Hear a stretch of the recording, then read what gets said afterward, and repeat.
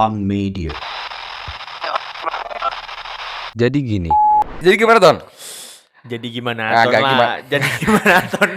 Jadi gimana ton api bro? Jadi gimana ton api bro? Kan ya Masuk ke sesuai apa? ya, Masuk sesuai ke episode 4 kan kita sekarang. masuk ke episode 4. Jadi gimana ini?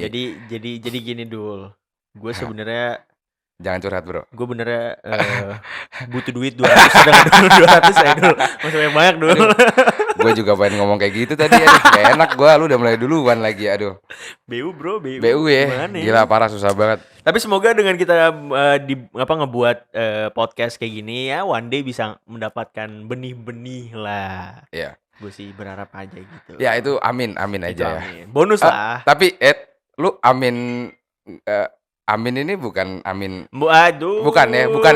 Gue selepet lu. Selepet. Aduh, jadi sakit gua, jadi selepet. Enggak, kita jangan bahas. Serem Jangan bahas nih itu orang ya. nih, serem. Nggak, lagi ngambil namanya juga agak ini Pak, gimana amin. Iya sih. Kita ngomong itu kan kebiasaan sehari-hari kita kan ngomong kayak gue mau kayak gini ya amin aja dulu ya. Itu dia keren banget. Tapi gitu. kita gue akuin itu keren itu dia ngambil kata-kata itu. Iya Walaupun sih. agak sedikit tricky ya. Benar. Nah, BTW kita udah ini kan episode 4. Kita sebelumnya kan udah bahas juga ya tentang apa? Quarter life crisis sudah.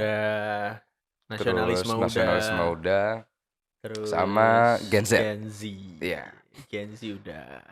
Nah, cuman gini Pak, gue sebenarnya pengen lanjutin sedikit sih kemarin masalah soal Gen Z itu. Gimana tuh? Apa ya? Sebetulnya kenapa gue nggak bisa, gue pengen menambahkan sedikit, gue juga nggak bisa mengiyakan atau membela Gen Z begitu saja. Nggak tahu lu setuju apa enggak masalah ini, Pak. Oke. Dalam artian begini, Gen Z ini kadang-kadang bener juga kata orang-orang tua-tua itu. Walaupun ya udah kita bahas kemarin kan itu merupakan pernyataan yang bener-bener apa ya? Menurut gue sih salah sih dalam berpikirnya salah. Cuman kita juga nggak bisa menormalisasi bahwasanya Gen Z itu dibiarkan begitu saja. Iya. Berarti kalian para Gen Z tuh juga sadar diri juga gitu loh. Iya, benar. Maksudnya kita ini udah digitukan, diperlakukan seperti itu ya. Jangan sampai mereka Gen Z yang itu berprestasi, mereka Gen Z yang punya value segala macam ketutup sama kelakuan kayak lo pada itu maksudnya. Karena apalagi Gen Z itu kan sekarang kan musim pemilu ya.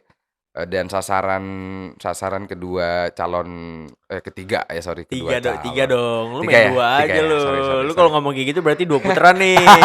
Berarti 2 putaran nih. Hey, antum kalau ngomong tahan dikit sorry. antum. Maksud gua 3. Iya. Salah ini, salah nyebut Iya. gua. Oh, jadi lu milih nomor 3. Hah? Jadi lu milih nomor 3. Ini lu nih. Ini yang kacau nih. Aduh. Tapi Serba gue kalau foto gini sih. 2 berarti ya. Enggak kan peace, bro. Tapi kalau sholat ngomongnya amin kan? Iya, amin ya. Enggak, serba salah ya. Serba Serba salah ya. Serba salah salah. dah. Heran gue. Dan yang banyak salah tuh anak-anak ini Pak, ya metal gitu. Dia kalau foto begini gimana ya?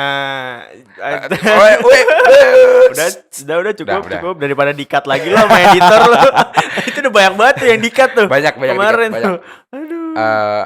Maksud gue gini, kita get to the point maksudnya. Anak-anak Gen Z ini kan jadi objek sebetulnya. Padahal itu mereka subjek juga. Kenapa jadi objek? Karena jumlah populasi anak muda atau usia produktif. Sebenarnya Gen Z sama milenial.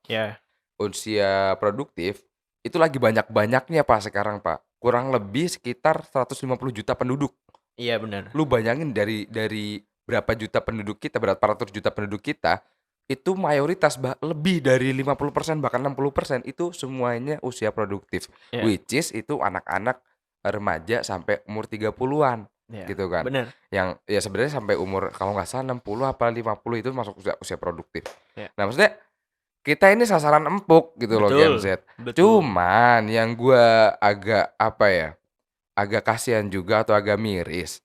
Anak-anak Gen Z ini juga ya sorry to say gitu. Kadang kalau dibilang tolol ya tolol gitu loh. Dalam artian gini, gampang nerima sesuatu hal itu mentah-mentah, Pak. Ya, beberapa Gen Z menurut gue emang pure tolol aja sih. Iya. Pure Dan tolol aja sih. dan banyak gue yang gua apa ya, yang gua agak miris juga tuh masalah kefomoan, Fear of FOMO. missing out.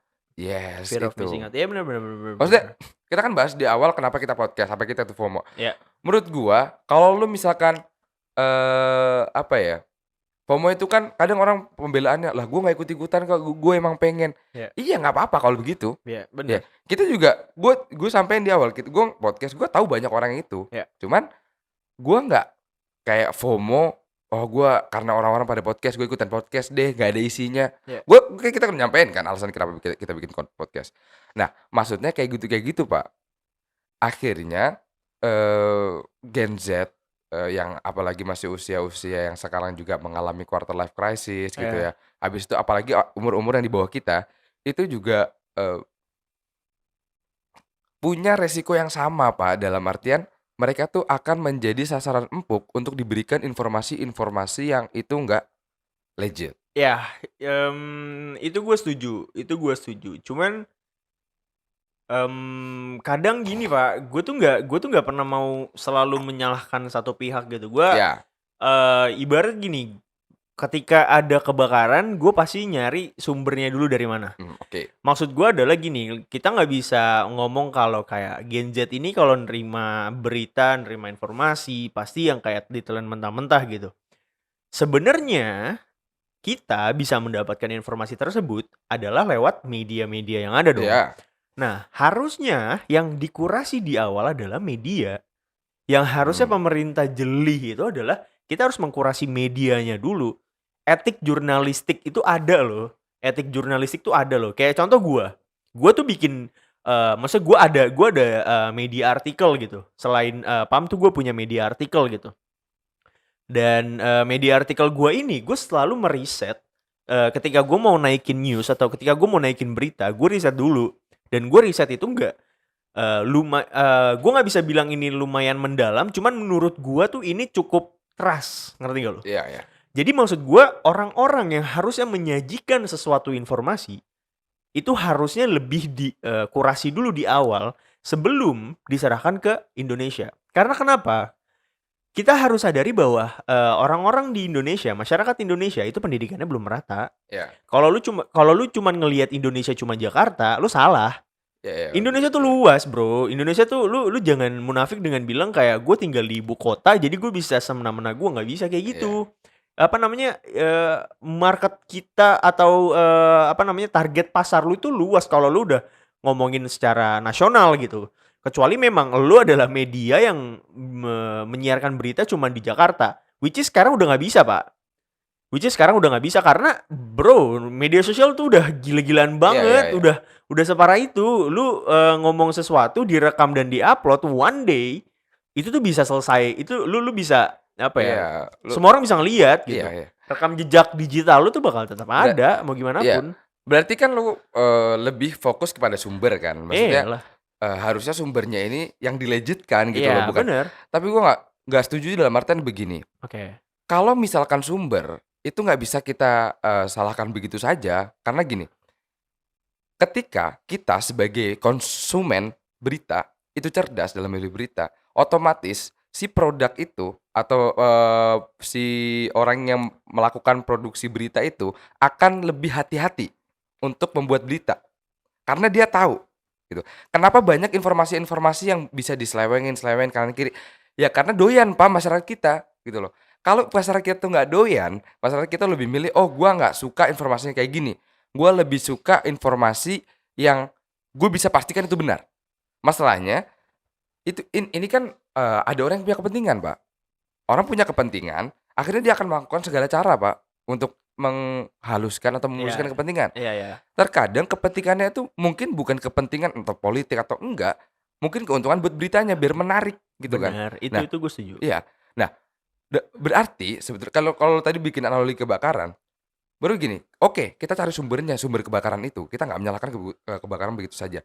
Tapi kalau misalkan rumah gitu ya, kalau orang-orangnya ini benar-benar hati-hati, dia paham kalau ini tuh akan ini aman, ini nggak akan membuat kebakaran, nggak lalai segala macam, ya nggak akan terjadi kebakaran gitu loh.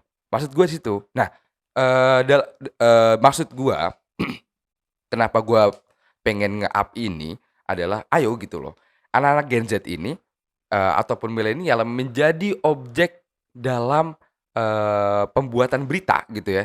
Itu kita harus cerdas Pak dalam memilih sesuatu gitu. Gue setuju dan tidak setuju. Tidak setujunya gue sih gue gini, Pak, Mmm, maksud gue, gimana ya, kita bisa belajar, kita bisa mendapatkan sesuatu lewat informasi dan mayoritas sekarang kita mendapatkan informasi itu lewat layar kaca. oke Either itu di handphone, either itu di TV dan oke. lain-lain kan. Kenapa gue bilang tadi, gue tuh selalu menyalahkan sumbernya, kalau analogi lu tadi kayak, kalau lu orangnya apik, lu orangnya, rapi, tidak bakal terjadi kebakaran. Mmm, Cuma balik lagi, kita harus gali lagi sumbernya ini tuh dari mana. Sumbernya dalam arti gini, ini gue kasih analogi simpelnya aja, lu nggak mungkin minum dari air, sumber mata air yang iya keruh gitu. iya, Maksud gue tuh itu. Jadi kalau misalnya kita selalu menyalahkan orang-orang yang menerima berita dan lu tidak bisa memilih berita, enak menjadi orang di media. Gue bisa seenak gua iya, untuk mengeluarkan berita apapun gitu. Ya kalau misalnya kayak gitu berarti cita-cita semua orang adalah menjadi media. Karena kenapa? Netizen-netizen di Indonesia tuh ya apa namanya, bisa untuk mendapatkan berita-berita yang kurang valid gitu dan tidak, apa namanya, melewati riset-riset yang memang mendalam oke. gitu. Jadi maksud gua adalah gini, eee, menurut gua 50-50, nggak ada yang bisa disalahin sama sekali. Kita sebagai orang yang menerima sebuah berita, kita harus mengkurasi berita itu dengan sangat amat mendalam juga. Tapi kita orang-orang yang bekerja di dunia media yang memberikan informasi kepada orang banyak, Iya, lu tuh harus tahu yang namanya kode etik jurnalis, lu tuh harus tahu yang namanya, eee, ya tadi lu bilang kepentingan pribadi dan bullshit itu, menurut gua nggak bisa seperti itu. Kayak mmm, maksud gua gini, orang ketika lu udah kerja di media, lu harus genuine, Pak. Lu harus iya, yang kayak oke, tulus menurut gua. mmm, Tulus untuk tujuannya adalah cuman ada 2 pilihan menurut gua. mmm, Either lu gimana? mencerdaskan bangsa atau Iya lu menghibur bangsa iya, dengan cara mencerdaskan bangsa. Entertainment-nya yang dimainkan gitu. Jadi kayak maksud gua ketika orang-orang banyak yang bilang, apa namanya, banyak banget anak zaman sekarang atau, orang-orang di luar sana yang menelan berita mentah-mentah, itu benar. Itu iya, benar adanya gitu. Itu gue setuju banget masalah itu gitu. Karena mhm, kayak, mhm mhm. aduh gue capek banget ngelihat orang-orang FOMO yang tiba-tiba nge-repost di story-nya tanpa tahu itu berita apa, cuman kayak karena semua orang nge-repost, jadi lu pengen ikut Di-repost nge-repost. gitu loh. Lu lihat kan banyak banget Iya apa namanya iya iya kejadian itu. iya, Cuman yang jadi pertanyaannya adalah, sumber si media-media yang banyaknya ini nih, itu kayak, "Bro, tolonglah lu kasih lu bekerja di media dan berita lu ini bakal di-publish, secara meluas gitu ya. iya, Berikanlah berita yang memang literally valid dan bisa mencerdaskan tidak usah mencerdaskan, at least iya iya. mendapatkan, orang yang membaca berita lu bisa mendapatkan wawasan yang lebih luas." Nah, berarti kalau misalkan emang lu, berpendapat demikian, lu itu berarti mengatakan bahwasanya harus ada kontrol buat Yes, media ini. Nah, yes, masalahnya Pak, yes. karena ya kita tahulah, sosial media itu bener-bener berkembang sekarang Ya, di mana bener. pesatnya, Iya. dan lu susah Pak buat ngontrol itu. Yes, bener. Maka perlu ada rekayasa sosial sama kontrol sosial, gitu kan. Kontrol sosialnya bagaimana, rekayasa sosialnya bagaimana adalah dengan lu itu sosial ini, itu nggak bisa makan berita itu.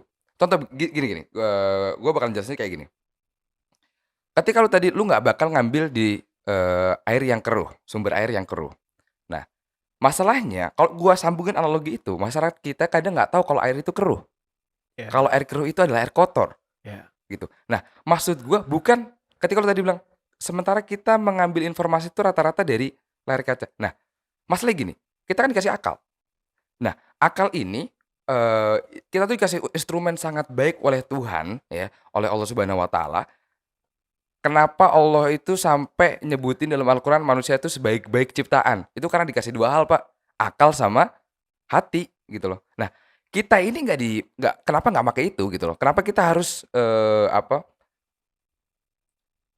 bersandar sama, "Oh, ini medianya ngasih gini, gimana gua mau milih?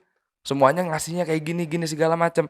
Kalau tadi bilang jurnalis sekarang Orang bukan jurnalis bisa ngasih berita, Pak, dan itu dipercaya sama orang gitu kan. Nah, Iya. maksud gue pengen pengen ngasih tahu nih ke teman-teman semua, eee, bahwasanya ada loh cara bagaimana kita membuat satu satu hal yang kita kita lihat atau kita ketahui, itu kita bisa konfirmasi ini bener apa enggak sih, gitu. Sesimpel adalah dengan lu membalikan fakta atau memberikan antitesis bahasanya. Lu memberikan pernyataan yang kontradiktif. Contoh misalkan, lu bilang kalau mic ini ya, busa mic ini itu warnanya hitam. Nah, lu bisa meyakinkan kalau ini hitam adalah bagaimana ketika tidak ada bukti yang menyatakan kalau ini bukan hitam. Kalau nggak ada yang menyatakan bukti bahwasanya ini bukan hitam, maka bener ini hitam. Kecuali kalau ada ternyata di luar sana atau, di apa, gue nyebut ini hitam, ternyata di sini masih ada list abu-abunya gitu ya. Karena perspektif gue mungkin dari sini Iya, gitu loh, dari depan. oke oke Gue oke. ngelihat ini hitam, Iya, cuman lu ngelihat di sini ada abu-abu gitu kan. oke. Nah, berarti lu bisa mengonfirmasi, "Enggak, itu abu-abu." Masalahnya kita kadang nggak tahu kan kalau Iya. di situ ada abu-abu loh gitu Iya loh. iya, bener bener bener Contoh bener. misalkan, eee, karena lu mungkin, apa ya, salah satu dari, kita sebut liste golongan lah ya. Gua kasih contoh gue aja deh biar nggak menyinggung Iya ya. iya, oke. Gua kalau ngasih contoh lain gue takutnya aduh kenapa-napa. Kan contoh gua gitu ya, Oke gua adalah, orang pondok gitu ya. Gua, oke lulusan pondok oke. walaupun gua nggak mengikuti secara penuh ya, nanti biar teman-teman yang lain bisa menerima itu. Ya teman-teman gua yang di SMA, mohon maaf sebelumnya. Tapi Eh, ya gua masih bisa menyatakan diri sebagai orang yang berada di lingkungan pondok gitu oke. kan. Nah, ketika misalkan ada berita ya, gua ada berita bahwasanya pondok begini begini begini begini. Gua langsung akan percaya, Pak. Kenapa? Itu primordial gua. Gua akan bangga karena itu bagian dari gua dong, Oke. gitu loh. Nah, hal-hal seperti itu yang menutupi tabir kita mata kita dari objektivitas sesuatu. Oke. Misalkan, lu akan membela buta, sebuah pondok yang mungkin melakukan kesalahan karena lu orang pondok. Lu akhirnya, "Enggak, pondok nggak gitu, pondok nggak gini." Padahal realitasnya ada, gitu loh.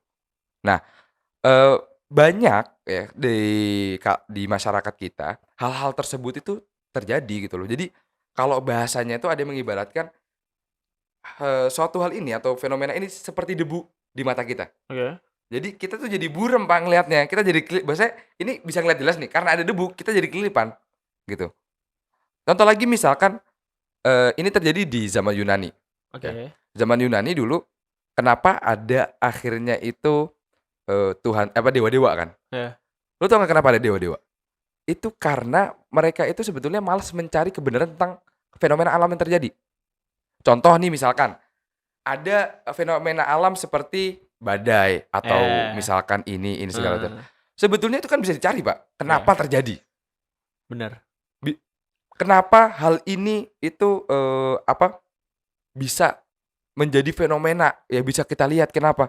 Mereka nggak capek, malas atau, males untuk mencari tahu itu, mencari kebenaran itu, akhirnya ya udah cukup ini karena perilaku dewa. Dewa ngelakuin ini, Oke akhirnya kita oke. kita nggak boleh lu nggak boleh banyak bacot Iya gitu iya bahasanya. iya. Nah, hal-hal yang kayak gini padahal ini fenomena-fenomena ini kadang terjadi atas kesalahan manusia gitu loh, tapi yang disalahin Tuhan, kan capek, Pak. Itu gue setuju. Karena Itu. gue nih kita ngebahas kalau kita bawa arahnya ke sana menurut gue, mmm, kita ngelihat fenomena zaman sekarang. Sudah Iya banyak yang namanya influencer zaman sekarang, iya ya kan? Influencer, berawal dari kata influence, iya, memberikan pengaruh lah. memberikan pengaruh kepada orang banyak di luar Iya sana gitu.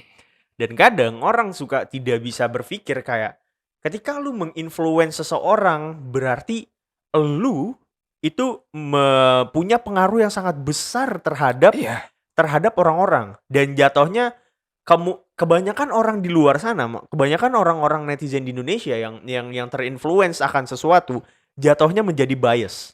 iya Bias akan satu orang yang memang dia, yakini menjadi seorang influencer lah, yang dia follow lah, contohnya di Instagram. Gue ngambil contoh simpelnya aja, Pak. Kayak lu, nge-follow seseorang yang memang punya followers yang banyak dan lu memang, dia menurut lu menarik dan, iya ya gue nggak ngerti apa yang dicari.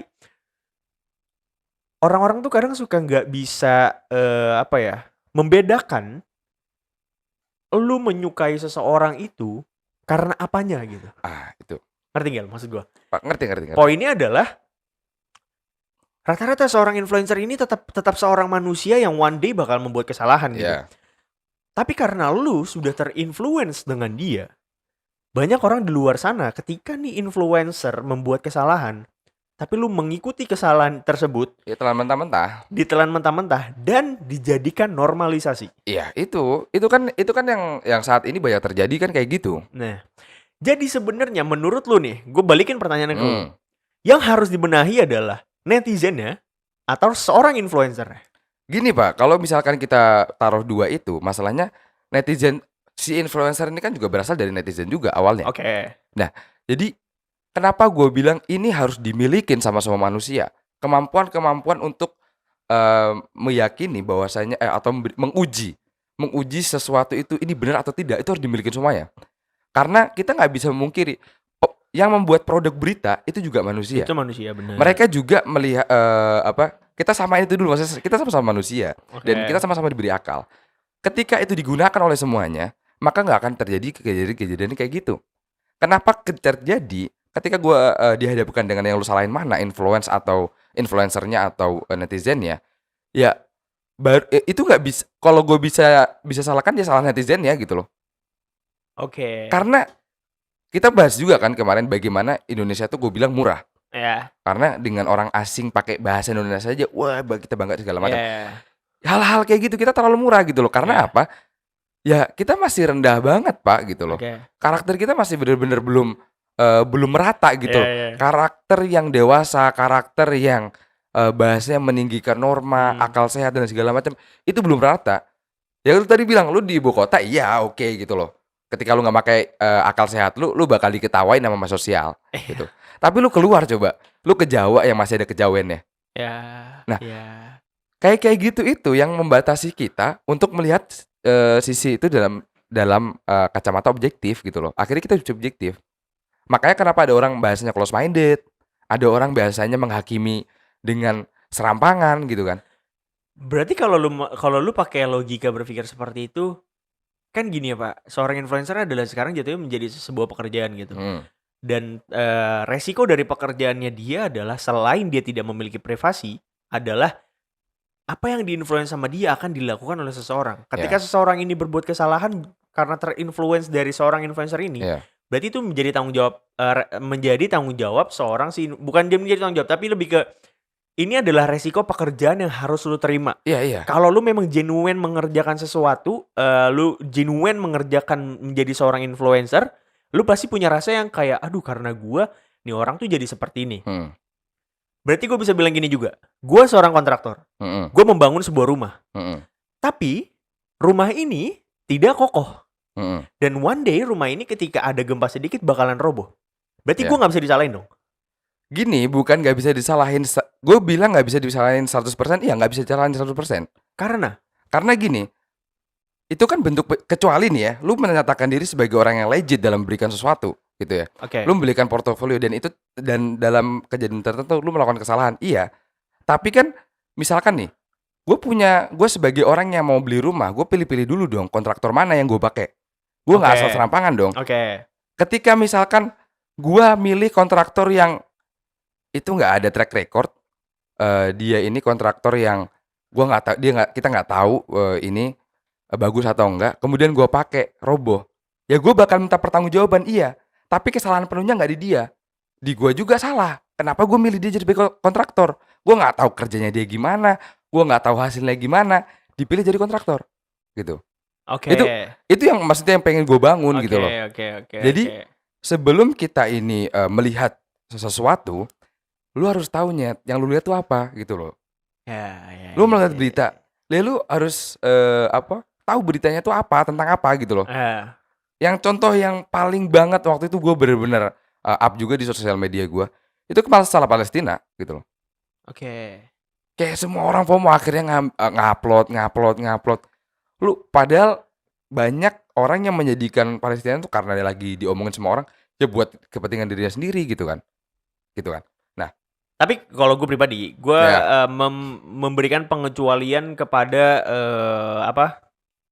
kasus di Palestina. Oke, gimana? Karena menurut gue kasus di Palestina memang harus diangkat, walaupun lu cuman FOMO, walaupun lu nggak tahu, tapi lu harus diangkat. Hmm. Menurut gue. Jadi semua orang di dunia itu harus gempar. Kalau menurut gue pribadi. Karena Oke. gue baca berita kalau di Palestina itu sudah ibaratnya internet sudah susah. Ya. Terus Diputus semua, diputus semua lah, ibaratnya kayak kota mati, kayak negara mati lah ibaratnya di sana kan. Jadi menurut gua kalau pengecualian untuk Palestina karena itu tindakannya sudah manusiawi dan sudah merugikan banyak pihak, dan ya kita kan di Indonesia sila kedua kemanusiaan yang adil dan beradab gitu. Ya. Kita sudah menekan itu gitu. Jadi menurut gua itu pengecualian buat Palestina. Jadi menurut gua nggak apa-apa semua orang FOMO menurut gua untuk kasus di Palestina. Oke. Kalau Lu menurut gua. berpendapat seperti itu ya. Ya. Cuman gue berpendapat berbeda. Oke. Kenapa? Gini. Palestina itu kita tahu ya, sebagaimana lu tahu kan, sebagaimana kita juga semua tahu, itu merupakan kejahatan kemanusiaan terbesar. Ya. Ya itu kejahatan yang paling keji menurut gue yang saat ini ya, dalam abad ini tuh, itu ya kekejian banget tuh kepada kemanusiaan. Cuman gini Pak, apa salahnya, apa susahnya sih ketika kita baca berita, ketika baca artikel tentang Palestina nih, iya tentang Palestina, tapi lu nggak baca judulnya aja terus lu repost. Apa susahnya sih lu baca sampai akhir gitu loh. Itu yang gue maksud. Karena kayak bilang tadi, bukan FOMO, kita nge-push kebenaran itu, kita nge-push tentang Palestina itu karena emang kita tahu kita pengen bela Palestina gitu loh. Karena kalau misalkan cuman FOMO aja, ketika dia nggak mendapatkan atensi, ya udah dia bahkan mungkin akan mendapatkan kenapa gue ngupload, ya ngapain gue hapus dah. Kalau udah nggak rame dibicarain, hapus. Maksud gue sekalian gitu loh. Jadi gue pengen nyampein juga, ketika kita ngelakuin segala sesuatu jangan nanggung-nanggung gitu. Apapun itu maksud gue. Dan konteksnya tadi, ketika kita melihat sesuatu atau hakikat ya, lu jangan ya cuma ngelihat aja gitu loh. Lu harus sadarin kayak, ini gue ketutup tabir gak sih? Ini gue harus, lu bagaimana seobjektif mungkin, itu maksud gue. Kalau itu gue setuju. Kalau itu gue setuju. Karena banyak sesuatu hal yang dia tuh mulia sebetulnya. Pekerjaan jurnalis tuh mulia dong. Betul. Pekerjaan orang membuat berita, membuat informasi sosial media itu sangat mulia gitu loh. Sangat mulia. Cuman ketika itu tidak digunakan atau tidak dilihat dengan objektivitas yang dalam, itu nggak bakal menjadi satu hal yang mulia, Pak. Ya lu gimana jadinya sosial media yang awalnya itu buat kita catch up each other gitu ya, itu jadi bahan-bahan buat penipuan, buat apa? Itu yang terjadi gitu loh. Maksud gua, ayolah kita ini sebagai masyarakat Indonesia yang katanya mau menyambut Indonesia Emas tahun 2045, come on gitu loh. Lu jangan selalu bersandar diri, gua harus dapat fasilitas kayak gini. Kalau misalkan gue pengen berpikir, bisa punya pemikiran kritis segala macam, gue pengen punya instrumen-instrumen itu, fasilitas harus tersedia. Gak bisa Pak, sampai kapan kita harus nunggu bola? Kita harus jemput bola juga dong. Ya kalau itu ya gue setuju. Ya, soalnya gini, gue tertarik sama bagaimana para filsuf dulu. Kita pemikir-pemikir dahulu. Gini, pemikir dulu itu mereka sampai punya pemikiran dunia, alam semesta itu awalnya itu dari air gitu ya. Dia menihilkan adanya dewa-dewa. Kenapa mereka bisa melakukan itu? Itu kan karena mereka benar-benar tidak menerima sesuatu hal secara mentah-mentah. Contoh di masyarakat Yunani tadi yang gue bilang, yang gue sampaikan. Orang siapa ngira Socrates itu akan melawan pemahaman tentang dewa. Kenapa harus Socrates doang gitu loh? Kalau lu bilang misalkan harus sumbernya, harusnya ya kenapa terjadi loop sejarah seperti itu terus gitu. Berarti kan sebetulnya yang bisa merubah itu adalah kita gitu loh, kita sendiri. Nah, kalau misalkan gua kaitin ke Islam juga nih, gua kaitin ke Islam, ada di salah satu surat firman-Nya Allah tuh, sesungguhnya Allah tuh nggak akan merubah satu kaum ya sebelum orang-orang di dalam kaum ini itu merubah diri mereka sendiri gitu loh. Ya akhirnya kita tahu nih, Socrates punya murid Aristoteles dan Plato gitu ya. akhirnya mereka diikuti oleh banyak filsuf, akhirnya membawa perubahan. Modernisasi terjadi di mana-mana, ya. Bagaimana Renaissance itu bisa menggagalkan praktik gereja yang benar-benar pada saat itu semuanya itu dari hukum gereja, gitu ya. Dia menggagalkan itu dengan membawa objektivitas ilmiah. Itu maksud gua, ayo gitu loh, ayo kita menjadi bangsa yang seperti itu gitu. Iya, oke. Pandangan gua agak sedikit berbeda karena Oke. gini, karena menurut gua gini, berarti sebenarnya gini sih Pak, sesimpel menurut gua nih ya, menurut gua Iya. sesimpel kita ini sudah terlalu dibawa ke masa di mana kalau orang zaman sekarang bilangnya 5.0. Ya, Dengan orang itu ya kita tahu masyarakat Indonesia itu angka literasinya sangat amat kecil. betul. Angka literasi sama-sama. Dan gue mengakui, gue sendiri, gue itu jarang banget baca buku. Iya. Karena menurut gue kurang suka membaca buku Iya. untuk gue. Iya. Bagaimana gue cara mendapatkan info dan lain-lain, gimana cara gue belajar adalah gue menonton sebuah audio visual atau enggak ya gue membaca lewat berita yang memang muncul di handphone gue. Karena gue nggak munafik, gue bukan tipe orang yang kayak ke toko buku, gue mencari sebuah buku yang Iya. memang gue pengen. Gue bukan orang yang seperti itulah. Iya. Gue lebih prefer untuk beli e-book daripada gue harus buku fisik. Toko buku ya. Ya, daripada gue harus Oke. beli buku fisik. Jadi poin gue adalah sebenarnya permasalahan ini tuh balik lagi ke masyarakat Indonesia yang minim banget masalah literasi. Oke. Menurut gue. Karena kenapa? Kita itu literasi bukan, orang tuh kadang suka berpikir kalau literasi itu hanya seorang yang membaca buku dan akhirnya menjadi kutu buku. Iya itu. Sebenarnya Bukan ke sana. bukan ke sana. Bukan ke sana. Bukan hanya itu. Bukan gitu. hanya itu. Bukan sesempit itu emang Bukan literasi. sesimpel itu. Iya. Literasi itu tidak sesempit itu. Iya. Karena menurut gue Pak, kenapa literasi bisa diasumsikan seperti itu? Karena itu yang dilakukan di pendidikan di Indonesia. Dengan kita harus membaca sebuah buku yang please lah, zaman sekarang udah gak works, lu harus seperti itu. Lu harus ngikutin zaman juga dengan kayak ya lu buat aja sesuatu yang kayak di handphone kah, atau yang literally setiap hari tuh manusia pegang gitu. Orang tuh pegang gitu. Kayak buatnya di situ, kayak baca tulisannya menarik dan lain-lain. That's why kenapa sekarang ada namanya copywriting, ada scriptwriter dan lain-lain. Dari dulu sih sebenarnya udah ada, cuman mereka ini udah mulai sekarang ini menurut gue udah lebih udah lebih evolve dengan kreativitas berkembang lah, udah lebih berkembang dengan kreativitas yang dia punya. Jadi menurut gue akar permasalahan adalah literasi orang-orang yang berliterasi ini, angka literasi di Indonesia sangat amat kecil. Sebenarnya itu. Dan kalau gue sebenarnya nggak tahu how to solve that karena itu udah berjalan sangat amat lama dan permasalahan itu sudah sangat amat lama. Tapi yang bisa gue kasih tahu ke orang-orang adalah kalau lu memang tidak suka membaca, cari media lain. Iya, gue setuju. Cari media lain. Gue setuju itu. Kayak zaman sekarang ada yang namanya audiobook. Buku yang kita cuma dengerin aja. Iya, semacam kayak podcast gitu dan lain-lain kan. Kayak kalau memang lu tidak suka membaca, ya udah pakai audiobook gitu. Makanya lu harus beli produk tuh harus masuk tuh audiobook tuh. Padahal udah pas banget ya. Iya, bridging gue udah keren banget. Lu built-in-nya kurang nih ya. Itu ada produk masuk tuh, bayar brand. Tapi kalian pasti ngiranya kita tadi mau promo. Kagak, Bro. Kagak. Belum ada. Belum. Nanti ya. Tunggu aja. Tapi emang gue juga setuju sama hal itu, dan gue juga setuju bahwasanya cara orang untuk mengetahui sesuatu itu nggak hanya dengan membaca dan lain sebagainya. Gue setuju.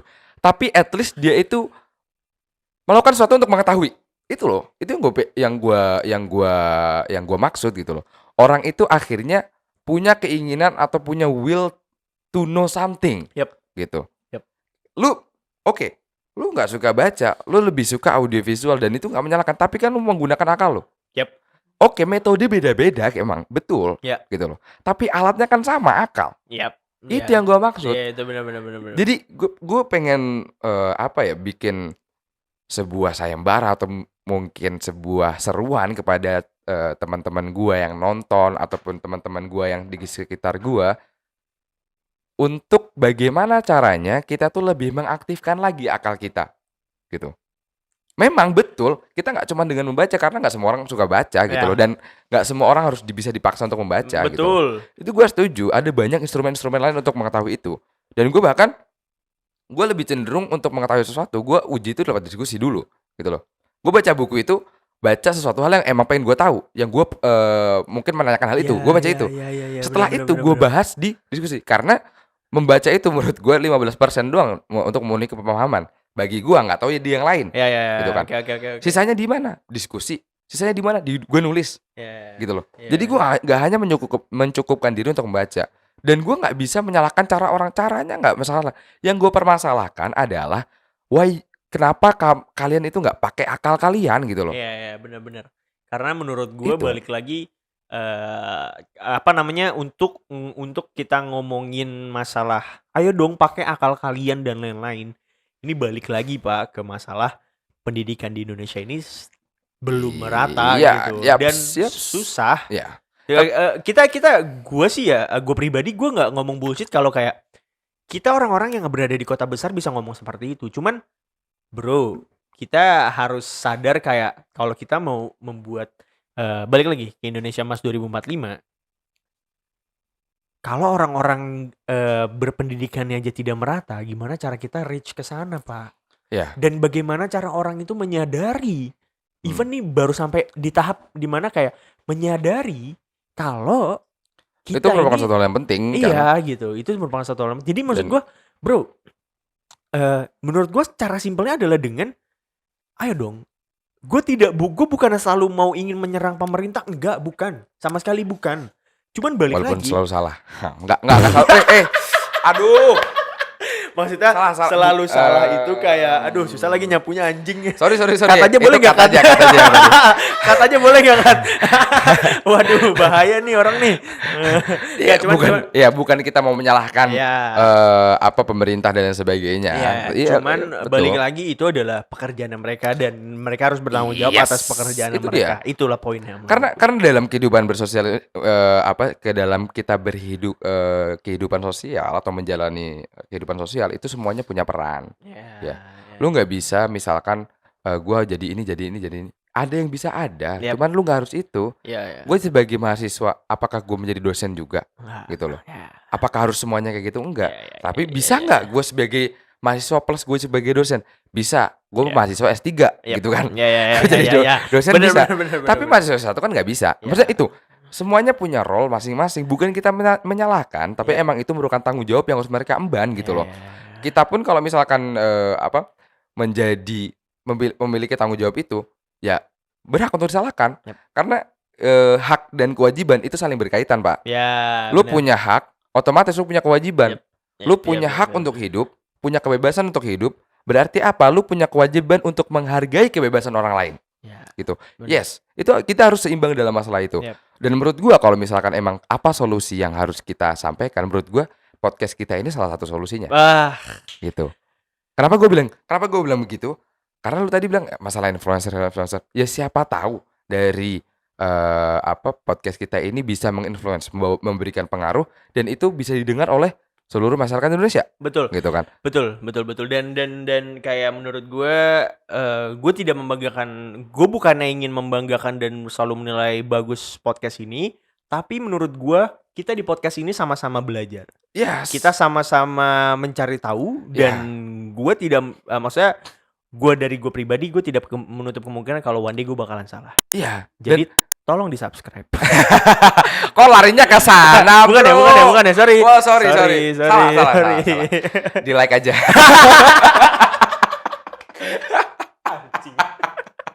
Aduh.